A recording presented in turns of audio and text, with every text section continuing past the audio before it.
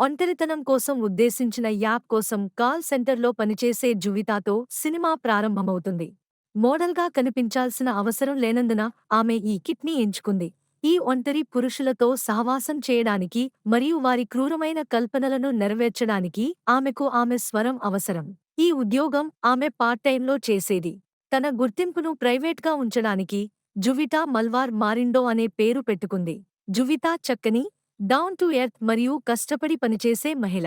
ఆమె బరువు గురించి ఆమె స్నేహితులు ఆమెను ఆట పట్టించినప్పుడు కొన్నిసార్లు ఆమె కొంచెం దిగజారిపోయినప్పటికీ ఆమె తన జీవితంలో చాలా సంతృప్తిగా ఉండేది. కానీ అది ఆమెను ఎక్కువగా ఇబ్బంది పెట్టకూడదని ఆమె ప్రయత్నిస్తుంది. ప్రస్తుతం ఆమె ప్రధాన దృష్టి తన తండ్రి వైద్య బిల్లులను కవర్ చేయడానికి డబ్బు సంపాదిస్తుంది. ప్రతిరోజు జువిటా వివిధ అసాధారణ వ్యక్తుల నుండి వచ్చిన ఫోన్ కాల్లకు సమాధానం ఇస్తుంది. జువిటాకు అందమైన వాయిస్ ఉంది మరియు సరదాగా పాడటం చాలా ఇష్టం. ఆమె సింగర్గా పనిచేసే మ్యూజిక్ లేబుల్లో రోజు ఉద్యోగం కూడా చేస్తూ ఉంటుంది. అయితే ఈ కథలో ఒక ట్విస్ట్ ఉంది. జువిటా తెరవెనుక పాడుతుంది ఎందుకంటే ఆమె కంపెనీకి ఆమె వాయిస్ మాత్రమే అవసరం, ఆమె పర్సనాలిటీ కాదు. జువిటా యొక్క కంపెనీ వారి ప్రాజెక్టులలో ప్రసిద్ధ సింగర్ యవాకు ప్రత్యామ్నాయంగా ఆమె వాయిస్నే ఉపయోగిస్తారు. యవా తన లుక్స్తో స్టార్ సింగర్గా సెలబ్రేట్ చేయబడింది. మరుసరి రోజు రాత్రి యవా యొక్క మొదటి ప్రదర్శన జరిగింది. జువితా తెర వెనుక వాయిస్ సపోర్ట్ ఇస్తూ ఉంటుంది. అకస్మాత్తుగా ఆమె కేబుల్పై పడిపోయింది మరియు చిన్న సంఘటనకు కారణమైంది. కృతజ్ఞతగా సమస్య త్వరగా పరిష్కరించబడింది మరియు ప్రదర్శన ముగిసే వరకు జువిటా పాడటం కొనసాగించింది. యవా జువైతే పై ఉప్సెట్ అయింది. పొరపాటు తన మొదటి ప్రదర్శనను నాశనం చేసి ఉంటుందని భావించింది. ప్రదర్శన తర్వాత యవా జువితాను తీవ్రంగా తిట్టింది మరియు ఆమెను శారీరకంగా అవమానించింది. ఆ సమయంలో జువితా క్షమాపణలు చెప్పింది. వెంటనే ఆండర్, సంగీత నిర్మాత, సంఘటన తర్వాత ఆమె ఎలా ఉందో చూడడానికి జువితాను సంప్రదించాడు. షో సజావుగా సాగేందుకు ఆమె చేసిన కృషికి కృతజ్ఞతలు తెలిపాడు. అయితే జువితా అతని మంచి మాటలు మరియు కౌగిలింతల తర్వాత అతనిపై ప్రేమను పెంచుకుంది. కొద్దిసేపటి తర్వాత జువితా తన బెస్ట్ ఫ్రెండ్ యారాతో కలిసి రెస్టారెంట్లో ఉంటుంది. జువితా తన జీవితం గురించి మాట్లాడాల్సిన అవసరం వచ్చినప్పుడల్లా యారా తనకు హెల్ప్ చేసేది. ఆమె అదనపు వంటకాలను తీసుకురావాల్సిన వెయిటర్ని చికాకు పెడుతూ మరిన్ని ఆహారాన్ని ఆర్డర్ చేస్తూనే ఉంది. తన భోజనం సమయంలో జువితా నమ్మకంగా ఆండర్ తనను తాను ఇష్టపడుతున్నాడని భావించానని చెప్పింది. ఎందుకంటే అతను సగం ఈవెంట్కు ఆమెను కౌగిలించుకున్నాడు. యారా అంగీకరించలేదు. అండర్కు చాలామంది అందమైన మహిళలు అతని పట్ల ఆసక్తి కలిగి ఉన్నారని మరియు జువిటా కంటే వారిలో ఒకరిని ఎంపిక చేసుకునే అవకాశం ఉందని చెప్పింది. యారా ఆండర్ ఆసక్తి చూపే అవకాశం లేదని మరియు ఎవరైనా ఉపయోగించకుండా ఉండటానికి ఇష్టపడే విషయంలో తొందరపడవద్దని జువిటాకు సలహా ఇచ్చింది.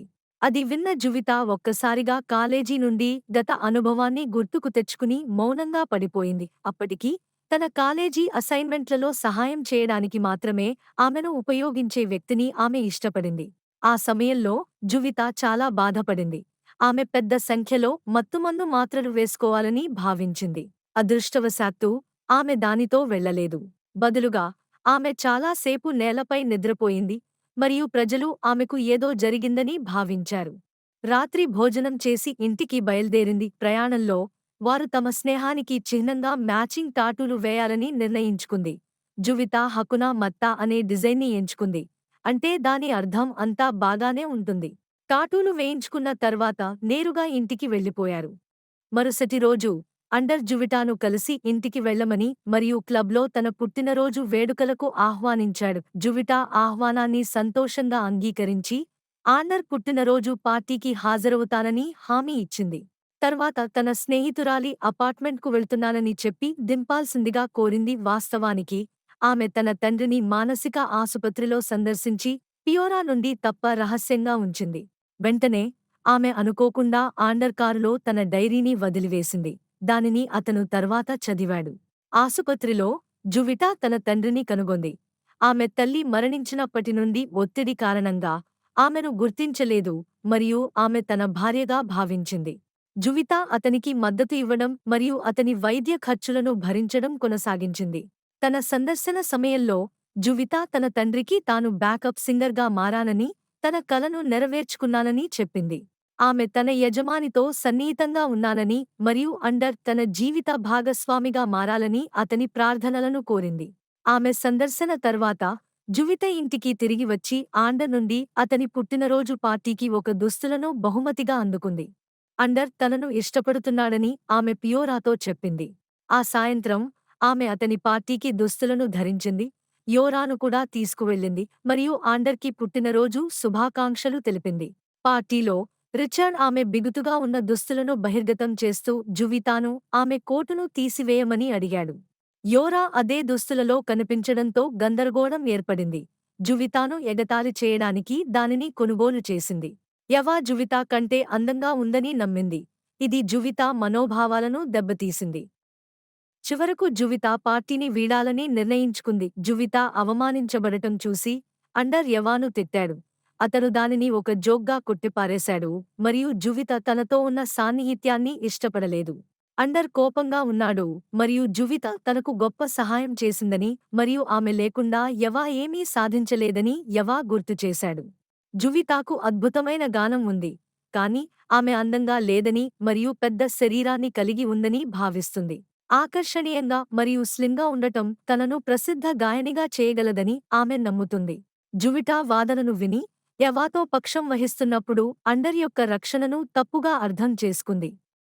యవ అందం మరియు ఆదర్శవంతమైన శరీరంతో పోలిస్తే ఆమె అగ్లీగా మరియు అధిక బరువుగా భావించింది. జువిత మత్తుమందులు తీసుకోవాలని భావించింది. కాని ఒక లోన్లీ మ్యాన్ అప్లికేషన్ సర్వీస్ నుండి కాల్ వచ్చింది. చాట్ చేయాలనుకునే డాక్టర్తో ఆమెను కనెక్ట్ చేసింది. కాల్ ఒక ఆలోచనను రేకెత్తించింది. జువిట తన హానికరమైన ఆలోచనలను విడిచిపెట్టేలా చేసింది. మరుసటి రోజు ఆమె బ్యూటీ క్లినిక్ని సందర్శించి ప్లాస్టిక్ సర్జరీ గురించి డాక్టర్ ఎరిక్తో సంప్రదించింది. ఇది ఖరీదైనదని గ్రహించి ఆమె చెల్లింపు ఎంపికలను చర్చించడానికి ప్రయత్నించింది. విడిచిపెట్టమని అడిగారు. నిశ్చయించుకున్న జువిత డాక్టర్ ఎరిక్ మౌరం రెండో అని పిలువబడే లోన్లీ మ్యాన్ సర్వీస్ నుండి రెగ్యులర్ కస్టమర్ అని వెల్లడించింది. డాక్టర్ ఎరిక్ తన ముందు ఉన్న స్త్రీ అదే వ్యక్తి అని గ్రహించి ఆశ్చర్యపోయాడు. జువిటా డాక్టర్ ఎరిక్తో నన్ను అందంగా మరియు సన్నగా మార్చాయి అని చెప్పింది. అతను అయిష్టంగానే కాస్మెటిక్ విధానాలకు అంగీకరించాడు. తరువాత జువిత తన తండ్రిని కలవడానికి అతనిని సందర్శించింది. ఆమె చాలా నెలలుగా అతన్ని చూడలేదని తెలుసు. కొన్ని రోజుల తర్వాత జువిత ప్లాస్టిక్ సర్జరీ మరియు లైపోసక్షన్ చేయించుకుంది. తర్వాత ఎవరికీ చెప్పకుండా అదృశ్యమైంది. యవా విజయం జువిత వాయిస్పై ఆధారపడి ఉండటంతో ఆండ్రూ అయోమయంలో పడ్డాడు. ఆమె వెళ్లిపోవడంతో యవా యొక్క అన్ని ప్రదర్శనలు రద్దు చేయబడ్డాయి మరియు అదే స్వరాన్ని కనుగొనే వరకు ఆమె ఆల్బమ్ రికార్డింగ్ వాయిదా వేయబడింది. ఆల్బమ్ ఆలస్యం కారణంగా విసుగు చెందిన యవా జువిటా కోసం వెతకాలని నిర్ణయించుకుంది. ఆమె అపార్ట్మెంట్ ఖాళీగా ఉందని గుర్తించి ఆమె తన తండ్రి ఆసుపత్రి స్థానాన్ని బహిర్గతం చేసే పత్రాన్ని కనుగొంది. జువిత అక్కడ ఉండవచ్చని అనుమానించిన యవా ఆచూకీని తెలుసుకోవడానికి ఆసుపత్రిని సందర్శించడానికి తనతో కలిసి రావాలని ఆండ్రూను ఆహ్వానించింది. ఆసుపత్రిలో జువిత తండ్రి మానసిక రుగ్మత కారణంగా కమ్యూనికేట్ చేయలేకపోవడాన్ని వారు కనుగొన్నారు. ఎలాంటి సమాచారం అందకపోవడంతో అక్కడి నుంచి వెళ్లిపోయారు. నెల రోజుల తర్వాత జువిత యొక్క ప్లాస్టిక్ సర్జరీ విజయవంతమైంది మరియు ఫలితాలు అద్భుతమైనవి. ఆమె ఆదర్శవంతమైన శరీరంతో అద్భుతమైన మహిళగా రూపాంతరం చెందింది. జువిత గతంలో కంటే ఎక్కువ ఆత్మవిశ్వాసాన్ని అనుభవించింది. నెలల తరబడి కోలుకున్న తర్వాత ఆమె మాల్ను సందర్శించాలని నిర్ణయించుకుంది.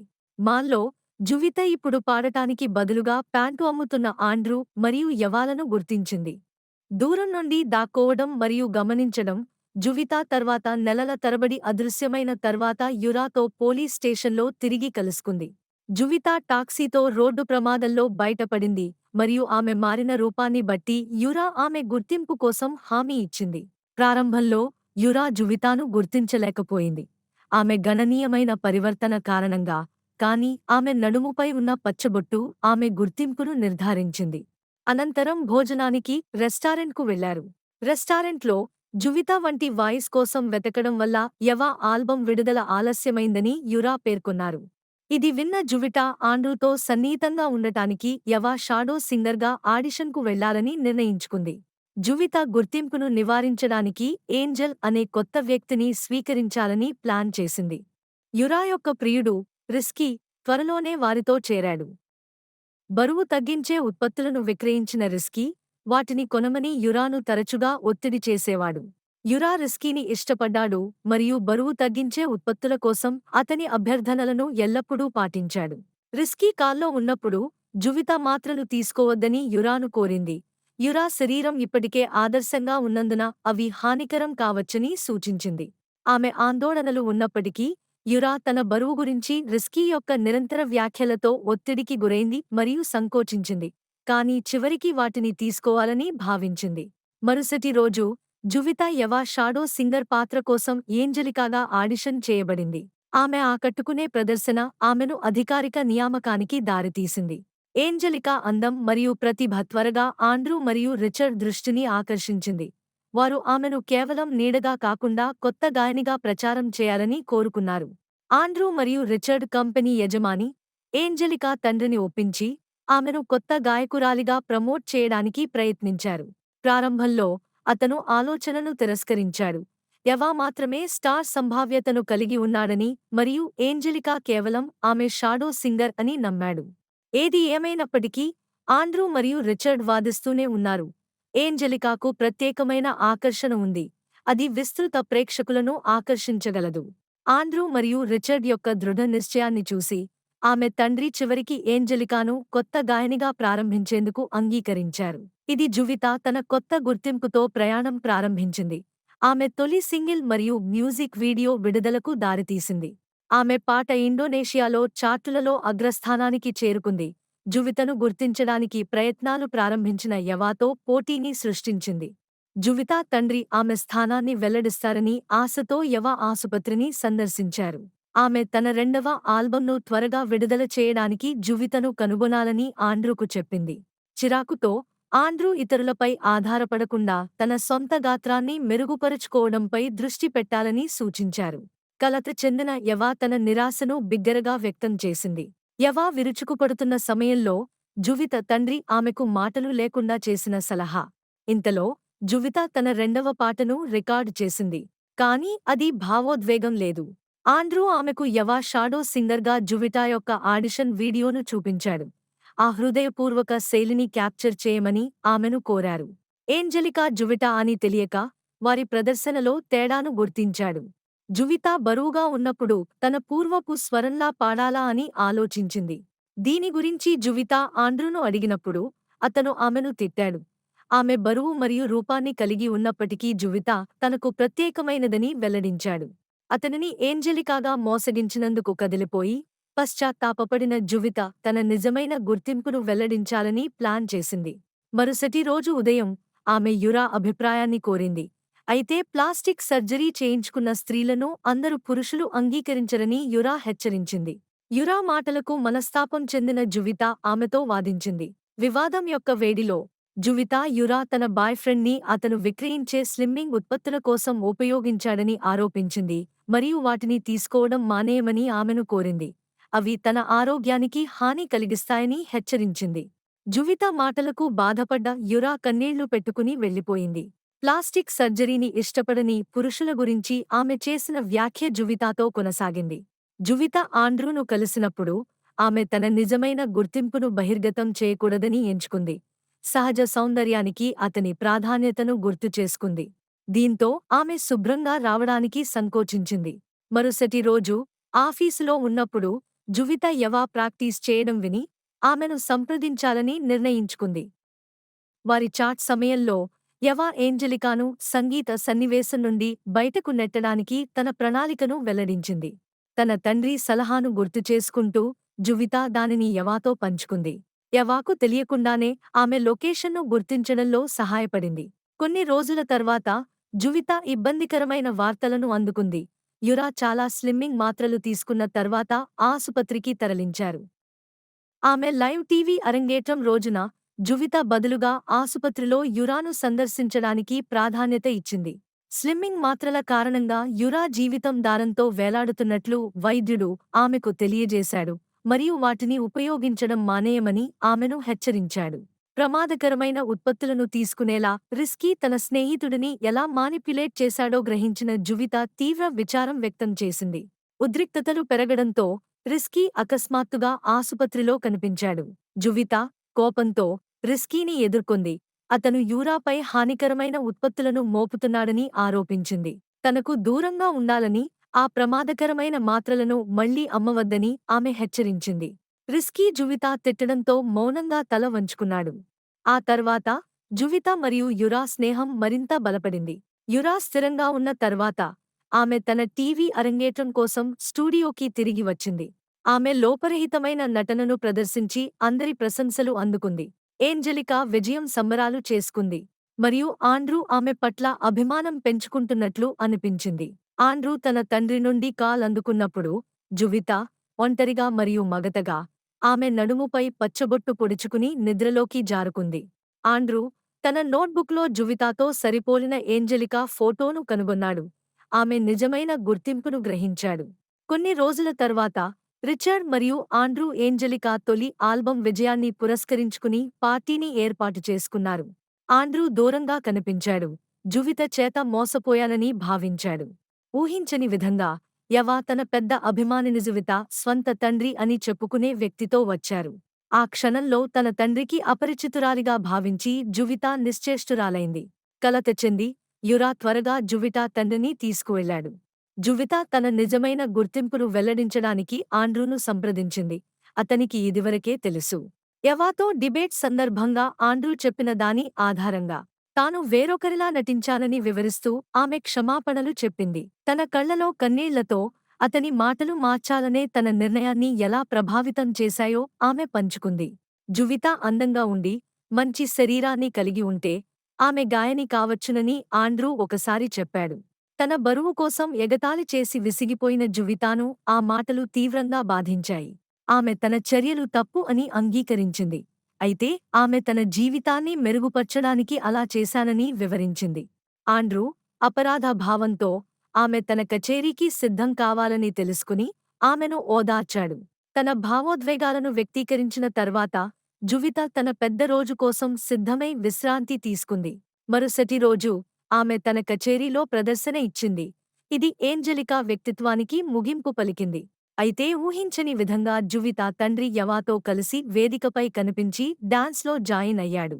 రిచర్డ్ అతనిని తొలగించడానికి ప్రయత్నించాడు. కానీ జువిత కచేరీని ఆపివేసి తన తండ్రిని ఉండనివ్వండి. ఈ క్షణాన్ని స్వీకరించి జువిత తన అభిమానులకు క్షమాపణలు చెప్పింది. తన నిజమైన గుర్తింపును బహిర్గతం చేసింది మరియు బరువు మరియు ఎగతాళితో తన కష్టాలతో సహా తన ప్రయాణాన్ని పంచుకుంది. ఆమె గాయకురాలిగా మారాలని బ్యాకప్ గాయనిగా ప్రారంభించి తన తల్లిని విచారిస్తున్న తన అనారోగ్యంతో ఉన్న తండ్రిని పరిచయం చేసింది. జువిత హృదయపూర్వక ఒప్పుకోలు ప్రతి ఒక్కరినీ కదిలించింది మరియు వారు ఆమె వెనుక ర్యాలీ చేశారు. కాలక్రమేణా ఆమె విజయవంతమైన గాయని కావాలనే తన కలను సాధించింది మరియు ఆండ్రూతో ప్రేమను పొందింది. ఇంతలో యవా యూట్యూబర్గా మారారు. వీధుల్లో జీవితం గురించి కంటెంట్ని సృష్టించారు.